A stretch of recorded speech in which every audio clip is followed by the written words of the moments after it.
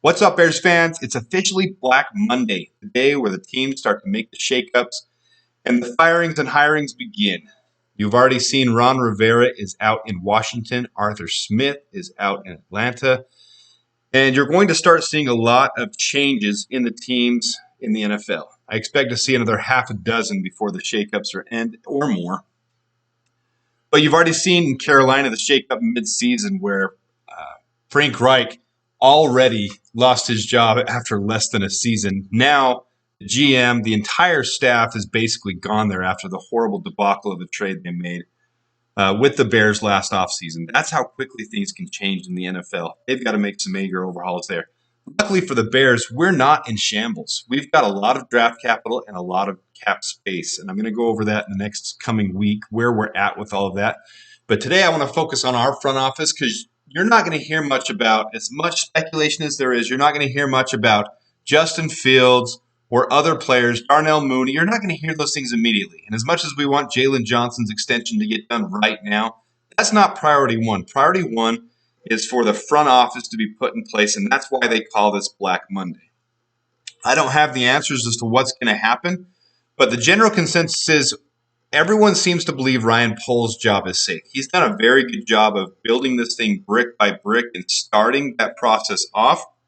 And I think it's very premature to end that with him and to bring someone new in. His vision is pretty clean and he's pretty sharp. Everyone, even the players, seem to have a healthy relationship with him when you hear the players talk about him. So there's a positive thing there. I would be shocked to see Ryan Poles lose his job.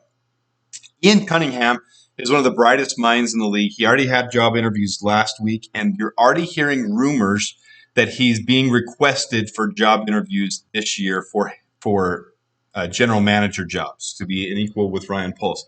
So you're going to see those things shake out, and I expect that we're going to lose Ian Cunningham soon. We've talked about that in several of our videos, and that's not a horrible thing for the Bears. It's nice to have him, but I think they can find a nice young replacement with Ryan Poles to be able to pair with him.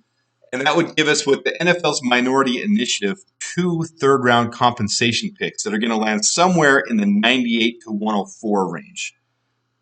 Those happen for both this year and next year. We get 2 third-round picks compensation at the end of those rounds. So it's a positive thing for us. And hopefully we can just keep the momentum going with whoever Ryan Poles brings in to work with him. The other two, Matt Eberflus and Luke Getsy, aren't quite as easy. That's a pretty torn sentiment between fans right now. On one hand, Matt Eberflus has absolutely turned this defense around, but that's not the entire job of the head coach. We can find quality defensive coordinators to replace him. I think he's one of the top in the game, but he's also the head coach. I'm not opposed at all. In fact, my preference right now is to keep Matt Eberflus as the head coach and defensive coordinator. But if he does that, we really, really, really need to bring in a top-tier offensive coordinator that can really turn this team around. We need a new wave of Bears offense. We've got to get up with the times. It's not working. And Luke Getsy, I'm not going to go into the full breakdown of him or my thoughts on everything with Luke Getsy, but it's not working, period. This last game against the Packers, if anybody had any questions about continuity or moving forward, keeping the same core in position and improving year upon year, because we went from 3 wins to 7 wins, it's not working. Luke Getsy is not the answer. Someone else can come in, whether we keep Justin Fields or not, and be able to do a significantly better job than Luke Getsy. So that narrative that if you keep Luke Getsy, you have to keep Justin Fields, that's just completely false. Take that off your radar.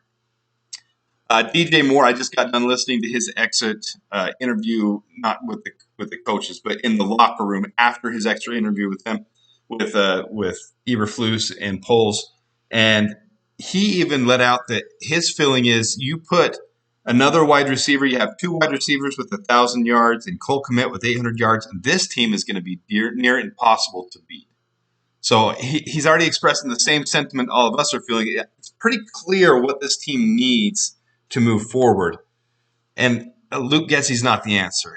He really, really let us down in that last game against the Packers. So to me, that's where I stand. Nobody's going to know the answers to that yet, but it should come out in the next couple of weeks where this team is going to be going, and we'll follow that as it comes along.